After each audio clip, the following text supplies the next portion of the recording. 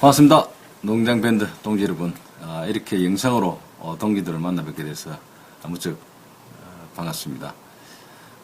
다름이 아니라 제가 그 밴드로서 밴드 공지로서 동지 여러분들께 공산당서는 동영상 강의를 한 것을 약속했기 때문에 시간이 쫓겨가지고 저도 요새 그 임단협 기간에 대해서 상당히 하는 것 없이 이리저리 바쁜데 그래도 시간을 내서 제가 영상을 찍기로 했습니다. 그래서 찍고 있는데 이번 동영상 강의를 위해서 제가 그 인터넷 쇼핑몰로 만원짜리 아이폰 거치대를 샀습니다.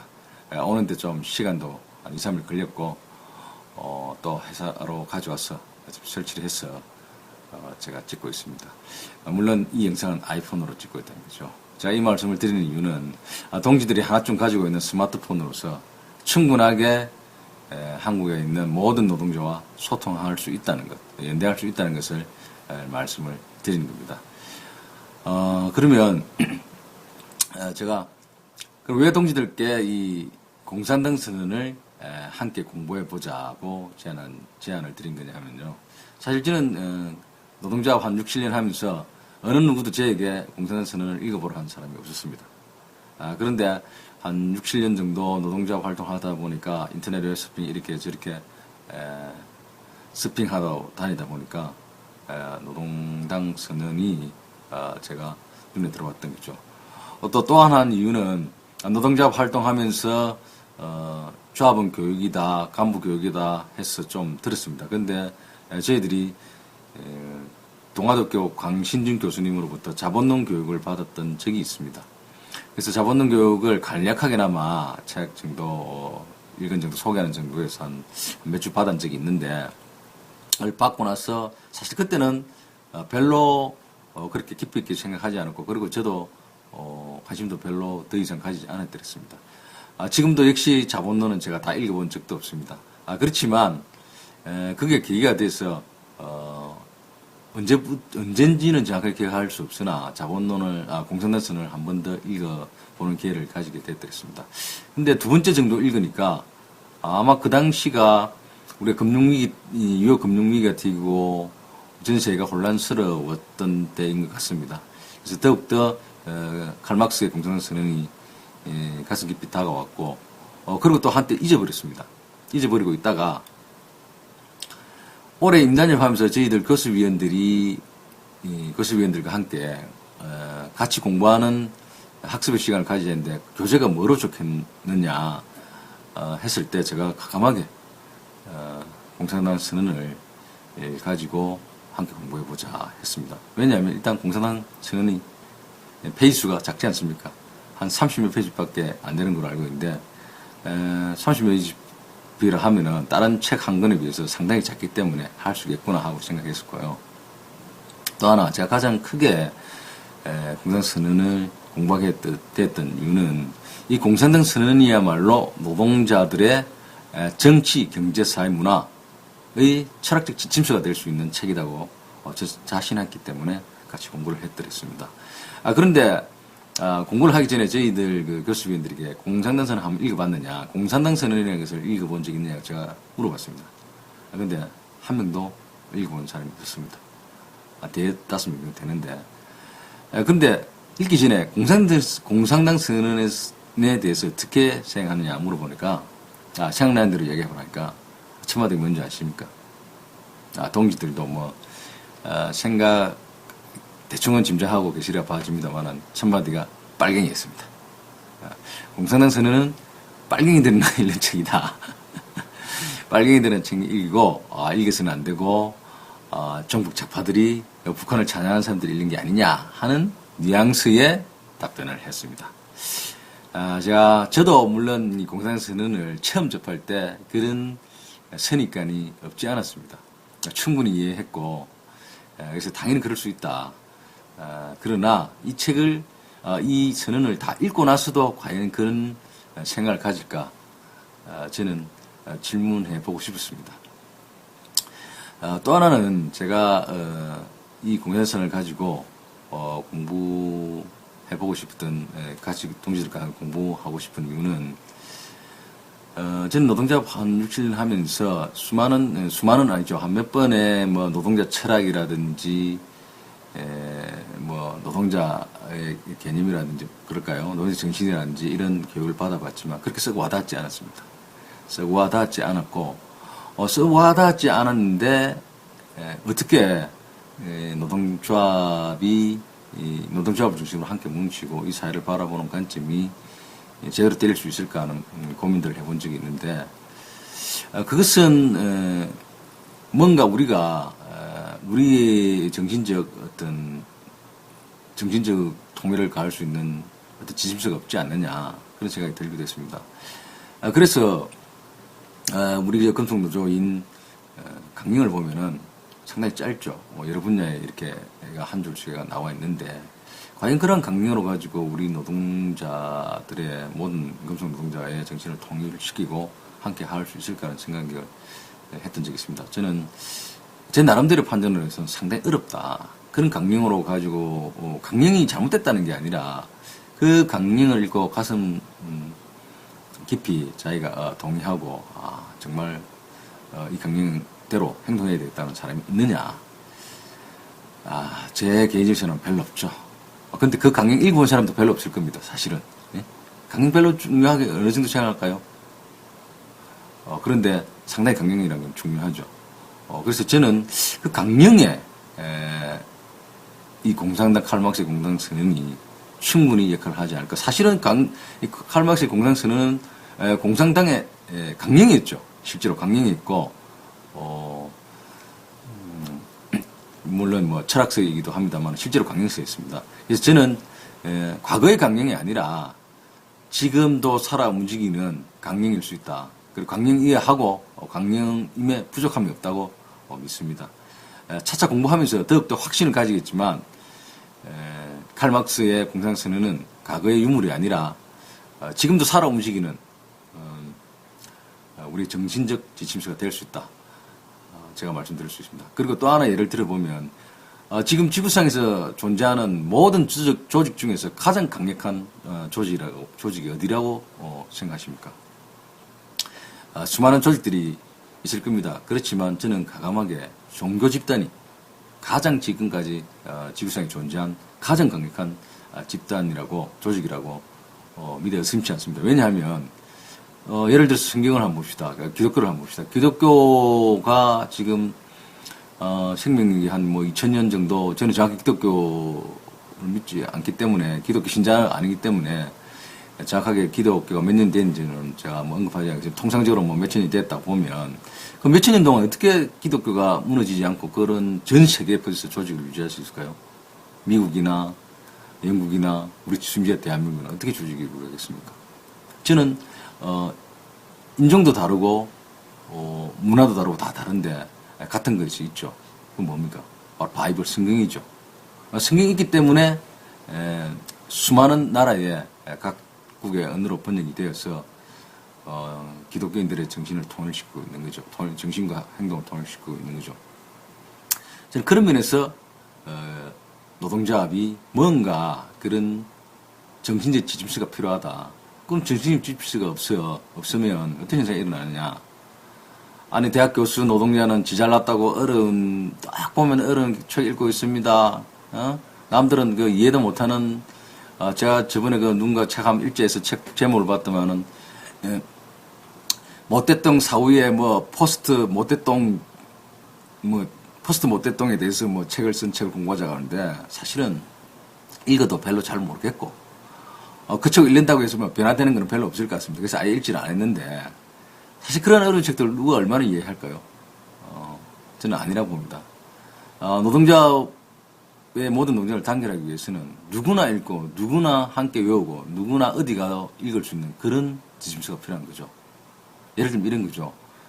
여기 경남 지부나 무양 지부에 있는 조합원이 저 경기도나 강원도나 지부에 가면 앉아서 같이 함께 읽으면서 정신을 통일시키는 바이블이 필요한 거죠. 그런 지침서가 필요한 거죠. 과연 우리 강령이 그렇게 할 수 있느냐. 저는 칼막스의 공산성은 충분히 그렇게 할 수 있다. 저는 그렇게 봐집니다. 그래서 차차 공부하면서 그에 대한 제 생각을, 제 주장을 저는 강력하게 뒷받침할 내용들이 나올 거라 봐지고 우선 시작하도록 하겠습니다. 동지들이 책을 안 사봐도 책을 인터넷 들어가서 찾아보면 있을 수 자료는 볼 수 있습니다. 번역된 공산서는 번역서가 한글로 다 떠돌아다니기 때문에 볼 수 있고 또 찾기 어렵고 귀찮다면은 제 사이트 www.laborprogress.org에 오시면 대문에 링크대가 잘 있으니까 다운받으시고 보도 되고 근데 다운받으시는 것보다 제가 올리는 것들을 보시면 됩니다. 그럼 제가 이 밴드에 바로 자료는 올려놓을 테니까 필요하신 분은 농담 밴드에 가입하시고 다운받으시면 될 것 같습니다. 그러면 첫 번째 문장으로 시작해 보도록 할까요? 제가 보면서 하도록 하겠습니다. 자, 공산당선언 첫째, 공산선언은 1848년 2월 정도에 발표가 됐다고 합니다. 공산당에, 영국에 있는 공산당, 공산주의자 연맹, 이, 1회 대회를 열면서, 선언을 이해됩니까? 정확히 잘 모르겠는데, 제가 한번 찾아서 다시 말씀드리도록 하겠습니다. 공산당이 강령을 만들면서 칼 막스에게 의뢰했던 것이 이 공산당 선언입니다. 그래서 공산당 선언은 1848년 2월에 3월입니까? 2월에 1848년 2월에 발표된 것으로 되어 있습니다. 그래서 첫 줄을 보면은 이 공산당 선언이라고 되어 있는 책이 있고 공산주의자 선언이라고 되어 있는데 저도 사실은 이거는 왜 어떤 데는 공산당 선언이라고 되어 있고 어떤 데는 공산주의자 선언이라고 되어 있는지 잘 몰랐습니다. 그런데 칼 막스가 이걸 쓸 때는 공산당 강령으로 썼기 때문에 공산당 선언이었습니다. 분명히. 그런데 이 공산당이 오래 존재하지 못하고 1852년입니까? 4년입니까? 그때 해체가 됩니다. 해체가 됨으로 해서 공산당은 없어진 거죠. 공산당이 없어지다 보니까 공산당 선언이 될 수 없는 거죠. 공산당이 있어야만이 공산당 선언이 되는데 공산당이 사라졌기 때문에 공산당 선언이 될 수 없고 그래서 그 이후에 서문이 붙어가지고 발간되는 것은 공산주의자들의 선언 이렇게 되는 것입니다. 그래서 시대적으로 보면은 앞에 발간된 최초에 발간된 선언에 보면은 공산당이 존재했던 시기에 쓰여진 것은 공산당 선언이 되고 공산당이 사라지고 나서 해체되고 나서 쓴 칼 막스의 서문이 붙어 있는 출판된 것은 공산주의자 선언으로 되어 있는 거죠. 그렇게 이해하시면 되고 그래서 첫 줄을 보면은 하나의 유령이 지금 유럽을 떠돌고 있다. 공산주의라는 유령이 이렇게 되어 있습니다. 그러니까 하나의 유령이라는 것은 그 당시에 막스가 이 글을 쓰던 시대에 1848년 시대에 이제 공산주의라는 이러한 개념이 이제 퍼졌다는 거죠. 그래서 이걸 은유적으로 유령이 떠돌고 있다. 아주 멋진 표현이지 않습니까? 하나의 유령이 지금 전 유럽을 떠돌고 있다는 거죠. 그 유령이 뭐냐? 공산주의 유령이라는 거죠. 사실은 이거는 공산주의가 그때 막 퍼져가지고 이제 이렇게 많은 곳에 이렇게 퍼져나간다는 그런 것을 아주 은유적으로 잘 표현했다고 봐집니다. 그 다음에 보면은 구유럽의 모든 권력이 이 유령을 몰아내기 위해 하나의 신성한 동맹을 맺었다. 교황과 짜르, 메르테니와 기조, 프랑스 급진파와 독일의 첩보경찰. 막스는 이 공산당이라는 공산주의라는 이 유령이 유럽의 사람들에게 그때는 아주 깨어있는 진보적인 사람들이 있겠죠. 또 노동운동을 한다는 그때는 이제 부르주아와 반대되는 프롤레타리아 계급을 하겠죠. 프롤레타리아 계급 또는 계급 진영에서 하는 사람들에게 이 공산주의라는 게 퍼지니까 기존의 열강 보수 세력, 집권을 하고 있는 세력들이 특히 왕권을 중심으로 한 세력들이 가만히 있지 않았겠죠. 그리고 막스가 얘기한 교양, 그 교양은 저 이태리에 있는 교양, 지금도 교양 있죠. 그 교양. 그 다음 짜르는 여기서 보는 러시아의 왕을 통상적으로 짜르라고 지칭한다고 합니다. 그 다음 메르티니를 뭐라고 되어 있냐면 오스트리아 정치가인데 아주 보수주의를 옹호했다고 합니다. 그 다음에 기조는 프랑스의 정치가로 입헌 왕당파, 왕을 지지하는 정치가였다는 거죠. 결국은 뭐냐면 이러한 공산주의, 새로운 신조인 공산주의를 몰아내기 위해서 기존의 모든 구세력들이 결집을 했다는 거죠. 결집을 해서 심지어는 그래서 여기 보면 이태리, 지금에 말하는 교양이 있는 이태리, 그 다음에 독일, 오스트리아, 지금 뭐 독일 넣어서 비교할 수 있겠죠. 그 다음에 프랑스, 모든 이 구세력들이 다 결집을 해서 이 공산주의를 때려잡기 위해서 동맹을 저거 표현을 하면 신성한 동맹을 맺었다는 거죠. 그래서 다음 문장을 보면은 집권당으로부터 공산당이라는 비난을 받아보지 않는 반대당이 있는가? 이게 얼마나 멋진 말입니까? 이게 한 리미트 무한대 쳐야 됩니다. 무한대. 지금 보십시오. 대한민국 볼까요? 정권을 잡고 있는 새누리당이 아닌 민주당 포함해서 모든 야당은 다 반대당 공산당이죠. 공산당. 지금도 그렇지 않습니까? 우리 새누리당이 입만 열었다 하면 종북 좌파, 반대만 하면 빨갱이 하지 않습니까? 그 주장하는 게 무엇인가에 관계없이 빨갱이로 몰고 싶고, 빨갱이가 잘 안 통하면 요즘은 그렇죠. 빨갱이 하도 한 수십 년 써먹다 보니까 잘 안 통하죠. 왜냐하면 새누리당도 빨간 옷이지 않습니까? 새누리당도 빨간 옷을 바꾸고 나니까 요새는 빨갱이 하면은 아직도 시골에는 뭐 전혀 통할지 모르지만 대도시 오면 사실 잘 안 통하죠. 빨갱이.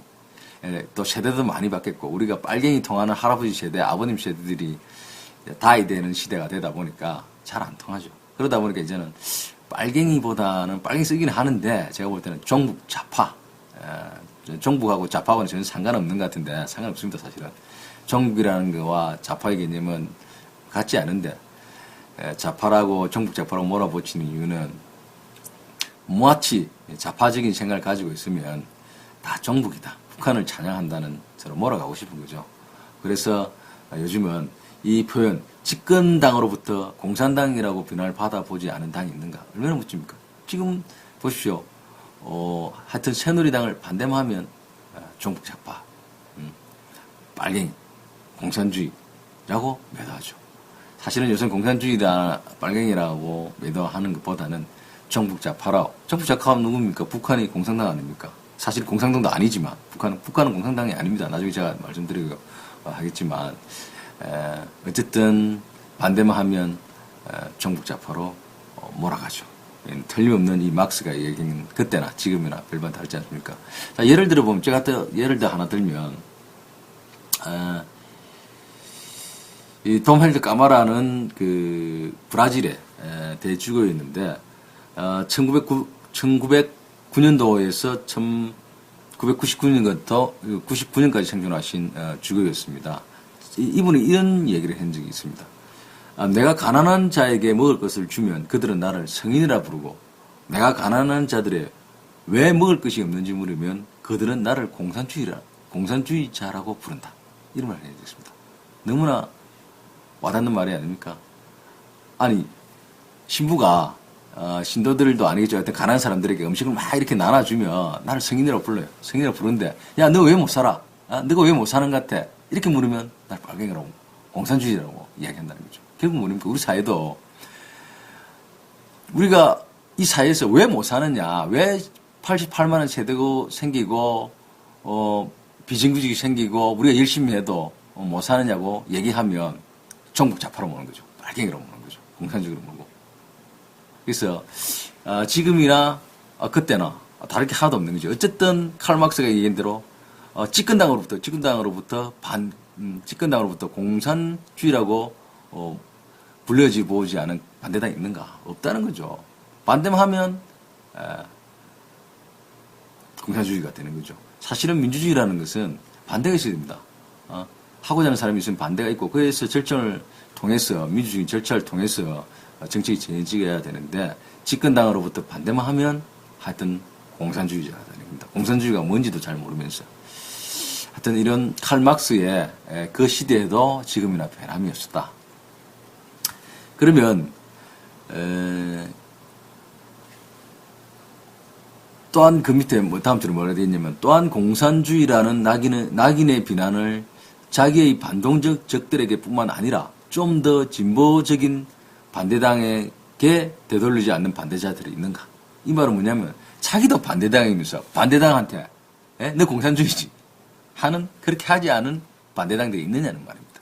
그 당시에는 상당히 그랬던 모양입니다. 지금도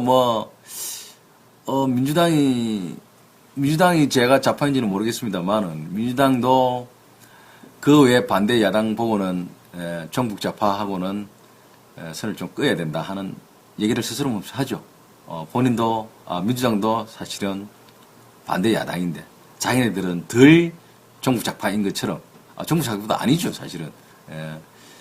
사실 이도 저도 아닌 정권 정치의 목적만 가진 당이라고 저는 봐지는데, 어쨌든 본인들은 반대당 보고 정북 좌파니 아니니 선을 끄어야 되니 하고 있는 거죠. 그 당시에도 많은 반대당들이 상대 반대당 보고 공산주의라 하고 매도했다는 거죠. 물론 지금도 별반 차이는 없는 것 같습니다. 다음 줄 보면 이 사실로부터 두 가지가 도출된다 해놨습니다. 그 두 가지가 첫째, 공산주의는 모든 유럽의 권력에 의해 이미 나타난 하나의 힘으로 인증됐다. 칼막스가 이제 각국의 보수 구세력들이 신성한 동맹을 맺어서 때려잡는 거 보면 이제는 공산주의라는 것이 하나의 힘으로서 인정됐다는 것을 나타내고 있죠. 두 번째, 지금은 공산주의자들이 당의 선언을 통해 전 세계에 대해 공개적으로 자신의 견해, 목적, 성향을 발표하고 공산주의 유령이라는 그 옛날 이야기에 대처해야 하는 가장 적합한 시기다. 이 말은 뭐냐면, 칼 막스가 이제 공산당 선언을 발표를 하면서 이제는 공개적으로 공산당의 목적과 성향과 이런 것들을 공천명하고, 이제는 그냥 떠돌아다니는 유령의 이야기가 아니라 실제적으로 선언을 통해서 이야기를 해야 된다는 가장 이 시기가 되었다는 것을 이야기하고 있는 것입니다. 이러한 목적으로, 다음 줄 보면, 이러한 목적으로 여러 국적을 가진 공산주의자들은 영어, 불어, 독일어, 이탈리아, 폴란드, 덴마크로 출판하게 될 다음의 선언을 초안했다.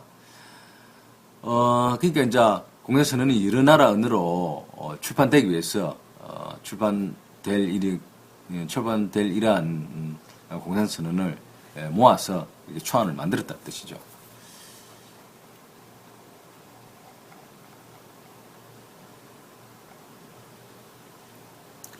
그래서 아마도 동지들이 사이트에 들어오면은 그 당시에 1815년에서 1848년 사이에 유럽의 나라의 지형적인 국경이나 나라들이 어떻게 되어 있는지 알 수 있습니다.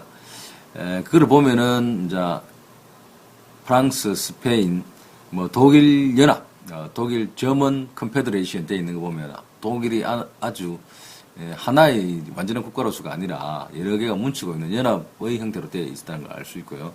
그 다음 프루시아가 존재했고, 오스트리아 공화국이 황제입니까? 오스트리아가 있었다는 걸 알 수 있습니다. 그리고 또 이 칼 막스의 공산당 선언을 읽어보려면 전체적인 유럽사의 그 시대의 역사적 배경들을 이해하는 게 중요한데, 그것은 프랑스 대혁명, 1789년에 일어난 프랑스 대혁명을 읽어보시면 아주 쉽게 공산당 선언이까지 왔던 유럽의 역사에 대해서 대부분 이해할 수 있으리라 봐집니다. 동지들이 제 사이트에 와서 프랑스 혁명을 치면 아주 잘 번역돼가지고 제가 번역 행동을 했습니다. 비록 조금의 번역이 매끄럽지 못한 부분이 있을지라도 전체적인 맥락을 이해하는 데는 전혀 무리가 없을 거라고 봐집니다. 그래서 동지들의 책 사는 비용을 아껴서 제가 각고의 노력을 쏟아부어서 번역을 해놨으니까 한번 꼭 읽어보시기 바랍니다. 그 프랑스 혁명사를 한번 읽어보고 나면은 많은 현대사의 정치 구조에 대해서 대통령이라는 이름과 국회라는 이름이 어떻게 되었는가에 대해서 잘 알 수 있을 거라 봐집니다. 오늘은 첫 강좌인데요. 오늘은 공산당 선언을 왜 공부 영상강으로 동지들과 함께 공부하려고 했는가와 그리고 공산당 선언이 어떠한 역사적 의미를 가지고 있는지와 그리고 공산당 선언의 선언문격에 속하는 공산당 선언 선언문을 오늘은 훑어보았습니다. 정말 훑어봤고 다음부터는 본격적으로 프로레타리아, 부르주아와 프로레타리아에 대해서 들어가도록 하겠습니다. 오늘 첫 시간이라서 첫 강좌라서 저도 사실은 좀 자연스럽지 못하고 아마 들으시는 우리 동지들도 아주 부족한 게 강의하는 게 뭔가 부족하다 하는 게 많았을 거라고 믿어지지 않습니다. 그래서 부족한 게 있으면 밴드 밑에 바로 댓글을 달아서 마구마구 질타해 주시기 바랍니다. 마구마구 질타해 주시면 제가 다음 강의를 수정을 해서 바로 반영을 해서 좀 더 나은 그런 학습 강의가 될 수 있도록 노력하도록 하겠습니다. 이만 젖도록 하겠습니다.